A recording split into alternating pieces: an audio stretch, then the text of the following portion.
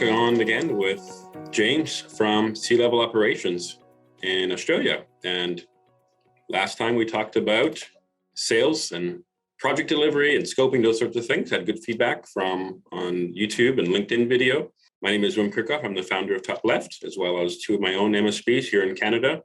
And James and I are doing a series just around projects, because that's a big pain point that a lot of us have. So welcome back, James. Thanks for having me. G'day, everyone. If you haven't joined the series before, I'm James, Managing Director of C-Level Operations down here in Australia and APAC.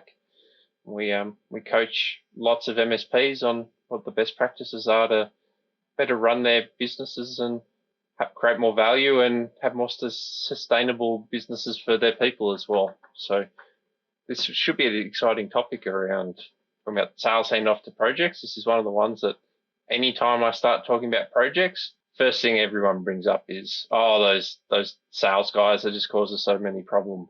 So let's dive into it today and talk about how we can, what issues are caused and what we can do about it in some simple methods to stop reducing that friction and make projects more successful. Yeah, well, I know from experience, I've caused a lot of those problems. So I've come from a technical background, programming and sysadmin and networking and everything, and then got into being an entrepreneur. And it's one thing doing my own projects, but then I'd sell a project and then hand it off to my team to do and go off to selling more.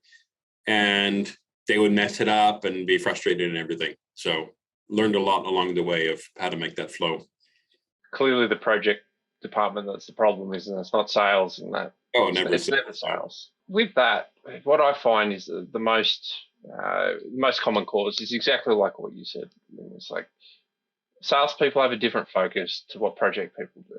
And it's important to start with that understanding of sales is a tough job. You're trying to close the deals. You only need to cover certain details to get the deals done. Whereas the project people are much more detail orientated and a lot more focused on the technical parts. And that's where we start with that friction in the first place. One's very transactional. Projects are a lot more process driven, should be a lot more process driven and a lot more action orientated. So what we often find is details that the project people think are important are not the same thing as what's important in that sales conversation. We're talking about different things.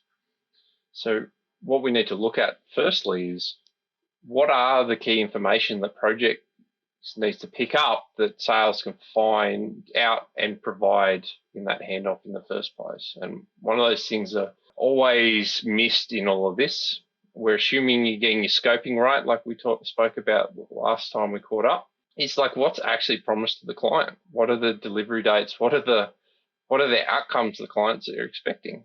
What are the salespeople promised so that projects can actually go and deliver to that? It can be as simple as like some one-liners in our PSAs, in our opportunities. We could have a little form that we fill out. There's so many different ways that we can communicate that, but we often don't. So that frustration that you spoke about is like, you as the owner, you go out and sell a project. How much did it drag you down when you had to come back in and talk about the project from 3 projects ago that you sold? How much is that as a momentum killer for you as a salesperson? Yeah, it's huge if I have to go back in and patch things up with the client because we didn't deliver it or re-explain it again and again. That's just, there's a cost to that. It's bad energy and we're inefficient, it's slowing it down. Yeah. Such a simple thing too, isn't it? But it's something we always forget because we've got different priorities. And I think that's what I see a lot of organizations struggle with is like that difference between the sales and project responsibility. They do genuinely want to help support each other because you as a salesperson don't want to be dragged back in. You just want to move on. You want it successful to the client. Projects want to deliver it successfully to the client and not have to bring the salespeople in. Yeah. But we always get that consistent friction. Yeah. It really just comes down to such a simple method of we just need to write some stuff down and let it flow through to the project people to pick up. It's nothing more than that. But from my experience, very few MSPs do that. Yeah, just writing it down. And what we've added is a kickoff, like a proper handoff transition to meet with the service team, because no matter how well I write it down, there's going to be things missing. To have an opportunity where we get together, walk through any notes I had from the sales conversations, anything that's in my head, they can pick my brain, say, hey, what about this? What about that? And I'm like, oh yeah, this is what I think they believe. but I hadn't written down because it was a bit more of an between the lines. So that's been really helpful, is to do a proper hand transition and not just say, here's the signed a quote works or a quote will sell or ConnectWise sell agreement, and here you go. Kicking it off with the client is I hand it off to the client, and then they talk to the client directly to reconfirm everything. Because it's still, before we actually officially start doing the work, there's still an opportunity to fine tune that language and what's being done. So they'll get on with the client, just verify anything that I had sold. And I completely agree. Like, it's the best practice that a lot of people don't do. Is that just like setting an agendaed meeting, and it doesn't have to be long for not very complex projects, doesn't it? Like, you can do a 15-minute mind dump for a smaller project to go, just here's all the information, get on the same page. And like you said, then going and talking to the client. Again, same page. And what I find with the people that do some of these meetings with the kickoff calls with clients, so they always put the salesperson as the one to go back and talk to the client. That's defeating the purpose. They've already spoken to them. They've already sold it. Yeah.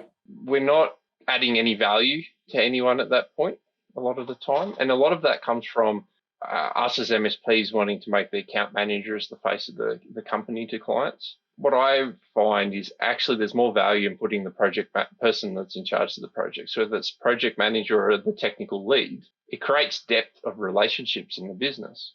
It's not just one single account manager. Now, well, actually, there's a project person that I'll talk to for that sort of thing. And that engagement from that client kickoff, if we're doing that well and we're doing that professionally from sales handover and having that internal kickoff meeting and then being able to talk to the client directly, you're setting up that depth of professionalism across the organization. The client trusts you more and more, and they've got more relationships with other people. So there's so many advantages from spreading that responsibility out and letting the account manager move on. Let them get momentum with the next client, and we should trust that our project team can deliver now. Let's leave them to it and only be brought in if there's a massive escalation. That's what I see cripple a lot of the smaller MSPs, is like the owner is the salesperson. So that momentum, like you were talking about, of, oh, I'll go sell, that's already difficult in the first place for most MSPs because we don't have a repeatable and standardized process for us selling projects or recurring revenue. So each time we're already on the back foot getting that in front of clients. And then we get dragged back into that project. So it's not only your mental energy and the momentum and the good vibes that we were talking about before, it's also the bottom line. Because what happens is we get super busy with sales because clients demanding stuff, then we sell it, and then it takes ages to deliver, and we're not selling anything. So it's always that roller coaster of up and down, up and down, up and down. Yeah. Purely from some of these simple things of like our not communicating and handing off very well. And that's really common when it's the principal-led sales. That's so if you're that, start looking at these sort of things, and every time I've seen it from coaching people, when we smooth this kind of stuff out, funnily enough, the financial performance smooths out quite a lot as well. So it's not just a feel-good exercise. We can get a lot of good efficiencies and profit from this as well. That's more consistent. Yeah. The key thing is consistent and then not overloading, and we can do tons of crazy work for a week or two on this big project and then slow. It's like we want consistent, serious throughput, but we don't want people overwhelmed, overloaded, burnt out, getting sloppy, dropping the communication, because it has a ripple effect that can last for months later. And the other thing that's helped me is with that handoff to service or to the team is involving them earlier in the sales process so that they're contributing to writing that statement of work and that they believe it and, hey, this is the right thing. It's clear to them. And then that handoff is really just natural because they're already familiar with it. So just getting the rest of them up to speed, because maybe there's one engineer who helped to scope it out and did an assessment or went on site with me. But yeah, if the earlier they're in there and contributing, it's less me. And I realized this goes back a few years ago. Like, I'm not really into sales conversations at all anymore. But I'm like, hey, maybe I was a good tech 10, 15 years ago, but I'm rusty and I don't have all the answers. So I can have the discovery conversation and sell be confident in myself and the team. But then to actually quote it out accurately, I need to bring in my team to look at it, assess it, come up with a plan. So when I realized that several years ago, that was really good. Well, and that's how you develop leadership and knowledge internally as well. If you're the owner and just hold it all close to your chest, then that's all you're ever going to be able to do. You're not going to be able to engage others to build this out. And it's a really good point about bringing people a bit earlier in the process, not only for the project guys to be able to deliver the projects, but actually for sales to know what the project loads are. Because most often, salespeople aren't promising to turn around stuff really quickly just because they can. It's we all know the sales is fairly high pressure and we need to get the deal. It's generally projects can't actually project or forecast what the loads are. So it's always much safer for the salespeople to just go, yeah, I can jam this in. We'll just push it through, because they won't have any clear, concrete thing to talk to the client. It'll just come off as extremely vague of, oh, we're busy. We'll have to do it in some sort of point in time, rather than being able to put it in somewhere. But yeah, most MSPs don't really understand when they can not only start it, because we can start anything anytime, but when can we finish it? And what's ahead of it in the queue?